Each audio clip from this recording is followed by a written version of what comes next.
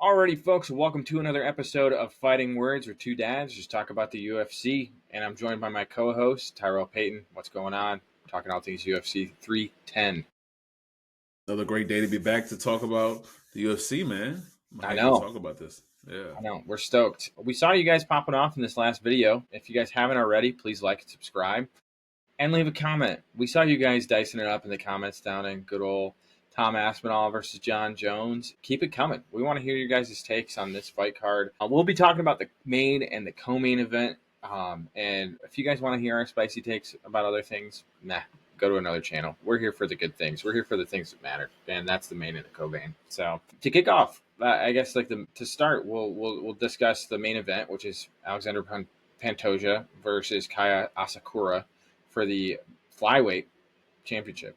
Now, we all know this, but Kai has not fought in the UFC, and yet he's getting a ticket to go straight to the belt. That's kind of weird, man. That's kind of weird. Strange. I'll say this: he's beaten some good guys from his time in Ryzen, but I don't understand how like the last time they did this, I felt like was only in the Ultimate Fighter when they were doing like the other champions from the other leagues, and they immediately like took somebody straight to it. Now this kid's good, don't get me wrong, but like it's weird. Like I don't know, Yeah. like there's no earn your stripes. Is it is it is it weird, or is it an indictment on the division and like their lack of stardom or pop to make people feel like they're more deserving than this kid? Because obviously he came over and they're like, hey, he's a star already. Let's throw him in there. It's gonna be good for ratings.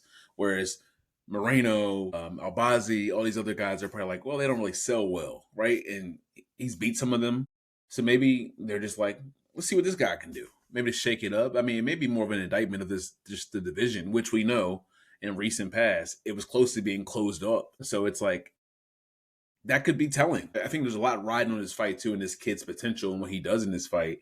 And if he comes out and shows, I'll say he loses, but it's a close fight. He pulls like a Steve Erceg or whatever, like, and it's actually a good fight.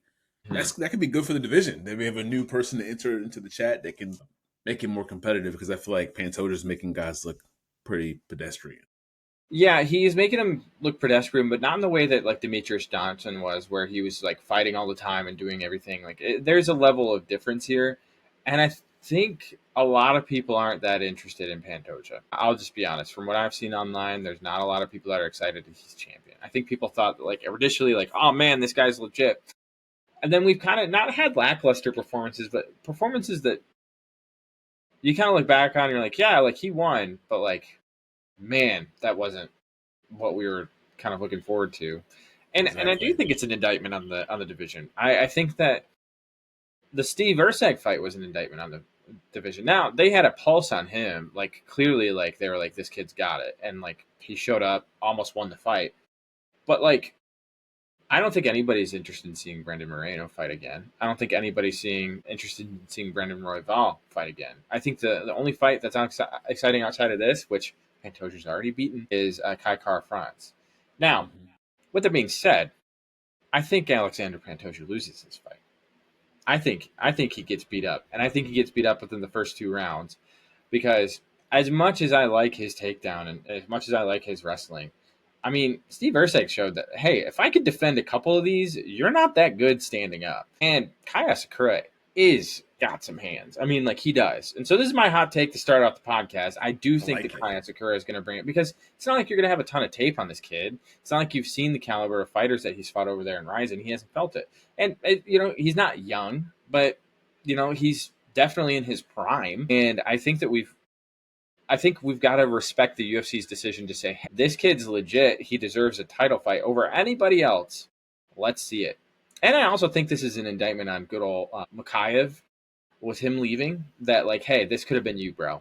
I'm ready to see a new champion in the division. I'll be honest. It would create a lot more excitement for me in watching this division. I love the flyweight division. It had a special place in my heart with the Figgy and Moreno fights. All four of them were all awesome in their own way.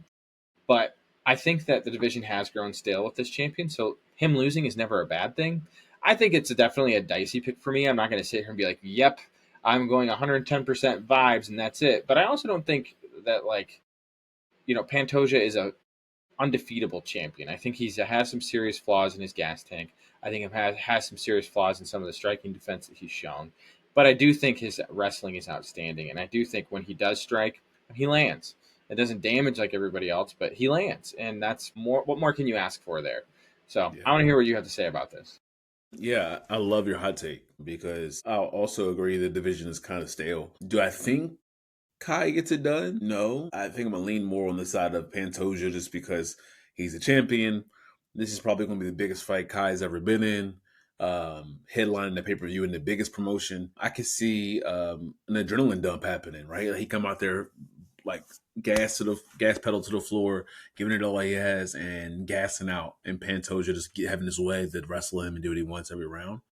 But I hope I'm wrong. I would love to be pleasantly incorrect here and Pantoja gets knocked out because I think it would bring a lot of excitement to the division. But I feel like we're going to see more of the same. I think he gets it done in a boring fight, and hopefully his next competitor, which I would assume would be Kai Kara France, finishes him. But Yeah, I just yeah, think man. that that's really tough because like you kind of sit back and you're like, okay, what's next for this division? If everybody else below Pantoja can't beat him, but yet they keep Blow it beating up. each other, like, Blow it up.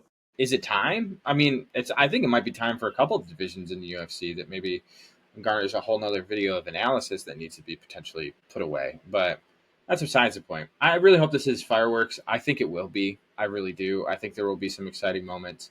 But I'm only really given the first couple rounds. After that, I mean, if they start going to the late rounds, I mean, it's going to probably be a snoozer that I'll probably hang up the curtains and go to bed type thing. Regardless, Asakura's got my pick. I think it's going to be a lot of fun with him, even just stepping in new blood. If he can make some statements in the UFC, this is the perfect time to do so. So I think we're all here, though, for the co-main event, which is, I would say, the people's main event. It's disappointing that we're not seeing a belt on the line for this fight, but I think this is a precursor of a potential future belt on the line with Shavkat Rakhmonov and Ian Machado Garry. Welterweight fight. Bilal Muhammad drops out because he's got that horrible injury. Um, yeah, I mean, somebody's always got to go, right? Who's Yeah. always who's It's Ian Garry, undoubtedly. Sorry, bum boy. I wanted to call you another word, but we're kid friendly. kid friendly here? I'm just going to say that Kobe Covington has called you this often.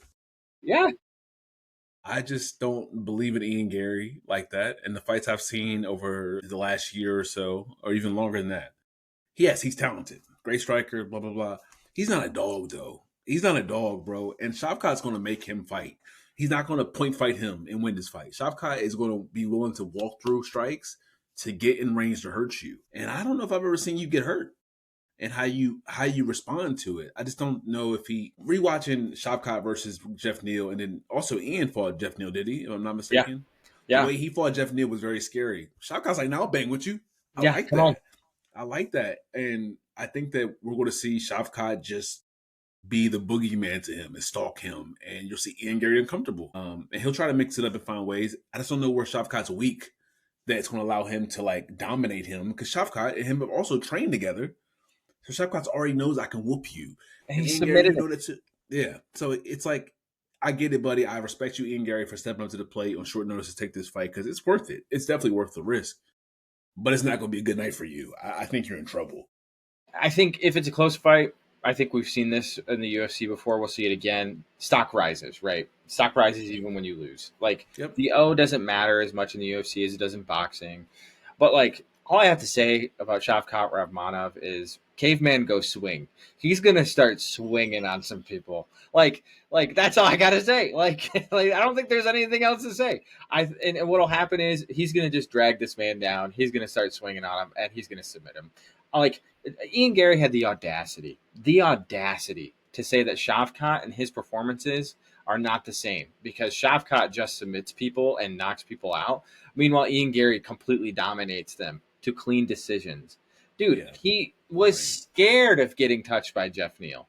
And Yep. he had the audacity to say, yeah, I 30-24 at Neil Magny. I was like, brother, Shavkat got him out of there before you could even blink. Like this man is on a different level. Like it really is, and that's why I'm so disappointed to not have Bilal and him fight because I think that fight is the ultimate fight to put together in this division right now. I think it's Great fight. fantastic. I think it's amazing. Hopefully we see it soon. But Probably at the same, March. I would say yeah, March. yeah, March. we'll see. We'll see. But regardless, Ian Garry, you ain't getting it done, my friend. There's nothing you do better than Shavkat. I think the only thing that would maybe help him in this fight is the range. And if he's strong enough to stop some takedowns. Those are the two. But like I He's forget how dumb. big Shavkat is because he's not like the most cut. He's not like the most he just is like he's like Farmer Boy strong. That's all I can equate it to. And that's why I call him Caveman Swing. I mean, and it's no disrespect to you, Shavkat. I know if we saw each other in person, I'd give you a big old bear hug and I'd say I appreciate you and everything you've done. But you can't tell me you don't look like a caveman at times, like especially with the hat and everything else, man. Like, but he's scary, man. He's one of the few guys where I've looked at this division. You and I, before we even started this podcast, I said you need to watch out for this dude. When he first got into the UFC, I was like, he's going to be a problem, and he's He's a been nothing monster. but problems. He's a So monster.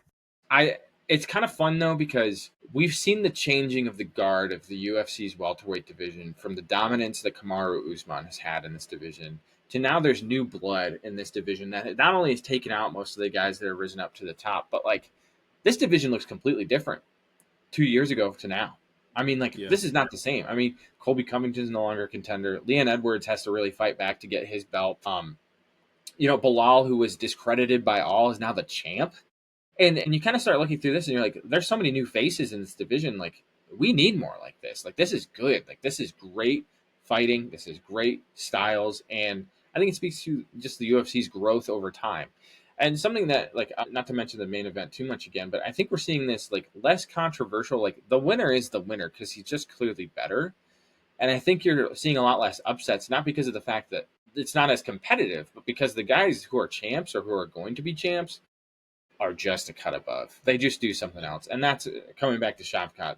That's where it makes the most sense to me. Like you can be 15-0, and I don't really care until you start fighting some of the monsters. And Ian Garry hasn't fought any of the monsters, or at least one, Jeff Neal. But like that's one of this will be his first test. I know like people push back in the comments. Let us know. I mean, I know Shavkat hasn't fought everybody, but it's not that he hasn't been game, bro. It's not that he Yeah. hasn't been there.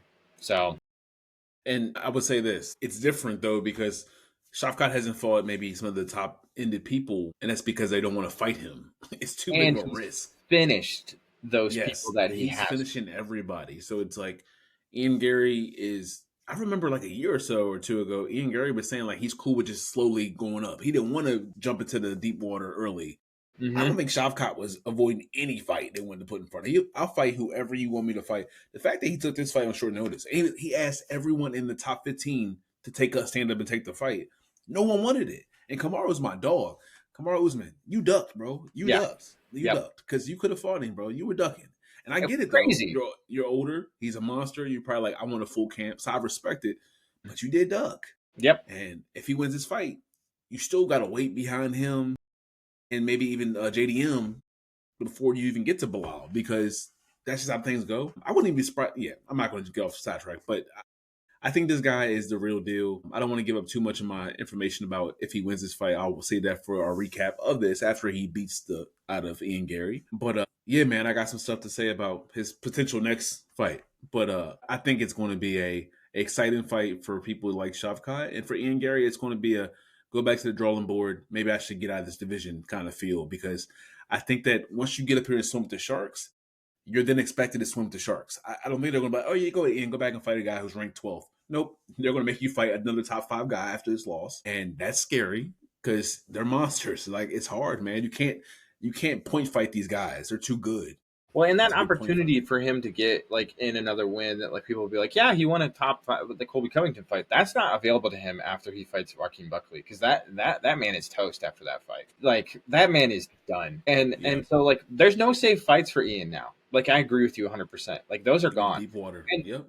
I'll say this too, just to kind of cap off this.